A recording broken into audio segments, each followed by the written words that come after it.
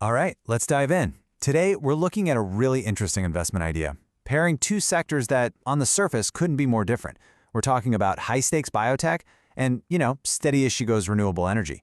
It sounds like an odd couple for sure, but the whole idea here is that their differences are actually what make them strong together, creating a portfolio that's way more resilient than either one could be on its own. So what do cancer drugs have to do with solar panels? Yeah, at first glance, you'd say absolutely nothing, right? I mean, one is all about the lab, chasing these huge scientific breakthroughs. The other, it's out in the field, literally building giant physical things. But here's the twist. That's exactly the point. Their huge differences are what gives them their combined strength. Okay, so let's really break this down. How in the world does combining these two massive and totally different growth stories actually lead to a stronger portfolio? Well, it all starts when you really get to know their unique personalities. Right. So the goal here isn't just about picking two winners and hoping for the best. It's much smarter than that. The whole strategy is to use their fundamental differences as a kind of built-in hedge. You've got the stability of one offsetting the, let's call it, excitement of the other. The idea is to create a much smoother ride over the long term. So, to really see how this works, let's meet our two main characters. First up, we have Biotech.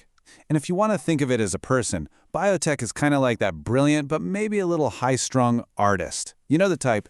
They promise these world-changing, revolutionary breakthroughs. And yeah, the returns can be absolutely incredible. But its personality is anything but predictable. And this really gets to the heart of biotech's personality. I mean, it is the textbook definition of high risk, high reward. A company's entire future can literally hang on the results of one clinical trial. If it works, the stock goes to the moon. If it fails, it can be absolutely catastrophic. See, the value isn't in buildings or machines. It's in intellectual property. It's in ideas that one day might be worth billions or, absolutely nothing. And this is the core challenge right here. The source material points out that roughly 90% of drug candidates fail before they even get close to the market. Just let that sink in for a second. A 90% failure rate. So when you invest here, you're signing up for that binary all-or-nothing kind of risk. So the big question is, who or what could possibly balance out a personality like that? Well, enter our second character, renewable energy. And if biotech is our volatile artist, then renewables, they're the master engineer. Methodical, super reliable, and totally focused on building real, tangible things that last. We're talking about a completely different universe here. With renewables, the personality is all about stability. Forget about nail-biting clinical trials. Here, you've got actual physical assets, solar farms, wind turbines, and they're backed by these super long-term contracts that lock in revenue for like 15 to 25 years. What does that mean? It means predictable, steady cash flows, almost like a boring old utility company. Yeah, the upfront cost is huge, but once you flip that switch, that revenue stream is just incredibly consistent. But don't make the mistake of thinking steady means slow. Not at all. This sector has some serious economic momentum. Get this, today, over 90% of new renewable energy projects are actually cheaper than building new fossil fuel plants. This isn't just an environmental story anymore, folks. It's a straight-up, powerful economic one. Okay, so we have our odd couple, right? The high-risk innovator and the steady, reliable builder. But the real question is, why do they work so well together?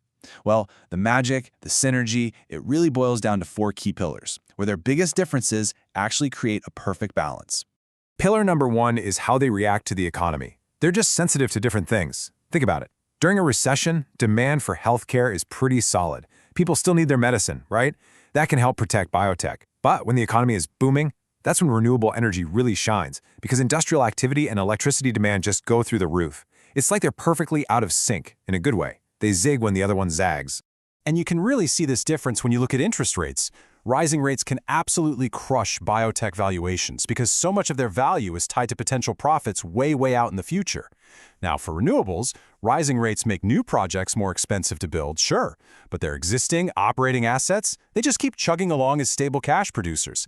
Then when rates fall, biotech can just rebound like a rocket, while renewables see a more steady, measured pickup. So they're both sensitive, but in these really different and kind of perfect complementary ways. All right, pillar number two. Their risks are totally different. I mean, think about what keeps a biotech CEO up at night. It's things like, will the FDA approve our drug? What does the clinical data say? Are they going to negotiate drug prices? Now, none of that, and I mean none of it, matters to a renewable energy developer. They're worried about completely different stuff, like tax credits, energy policy, and getting connected to the grid. It's like their problems exist in two totally separate universes. What this really means is that their risks are what you'd call orthogonal. And yeah, that's just a fancy word for saying they exist on completely different planes. They just don't intersect. A terrible ruling from the FDA for a biotech company has pretty much zero direct impact on the value of a wind farm. And that, right there, is what true diversification is all about. Okay, pillar number 3 is probably my favorite. It's all about their cash flows, which are like perfect mirror images of each other. A biotech company might spend a decade or more just burning through cash, zero revenue. All of it riding on that one big approval that hopefully turns on the money faucet. It's a total lottery ticket. But renewables? The complete opposite. Once you've paid that big upfront cost to build the thing, they start spitting out steady, predictable cash almost immediately, and they just keep doing it for decades. It's more like a reliable annuity. And that brings us to pillar number 4. Both of these sectors are riding these absolutely massive, world-changing waves of growth. But, and this is the key, those waves are coming from totally different oceans. For biotech, the drivers are things like our aging global population and just mind-blowing scientific breakthroughs. For renewables, it's the global energy transition, the electrification of pretty much everything from cars to heating, and, let's not forget, the insane energy demand from AI and data centers. And just to give you a sense of the scale here, the energy transition alone is just staggering. We're talking about an estimated $130 trillion in investment needed by 2050 to hit net zero targets. That's a mind-boggling number. So what you have here are two completely independent multi-trillion-dollar transformations happening at the exact same time. So, what happens when you actually bring these two powerful, different forces together in one portfolio? Well, you get the payoff. The whole point, a portfolio that's potentially way more balanced and resilient than either one of these could ever be on its own. Essentially what you're creating is a natural hedge. You're taking the stable, predictable, almost boring nature of renewable energy assets, and you're using it to balance out that wild all-or-nothing risk of biotech innovation. It's a classic case of each sector's strengths covering the other's weaknesses. So let's sum up the payoff here. First, you're balancing risk. That steady, predictable income from renewables acts like a ballast in a ship, offsetting the wild swings from biotech. Second, you're smoothing out the ride, the volatility. Because their cash flows and economic drivers are basically opposites, they can create more stability together. And third, you get to capture the growth. You get exposure to two of the most powerful and independent transformations happening in our world today, but you're doing it on a much more resilient foundation. And all of this leaves us with one final big picture thought. In a world that feels like it's constantly changing, full of uncertainty and disruption, maybe the smartest way to build a truly strong portfolio isn't to look for things that are all the same.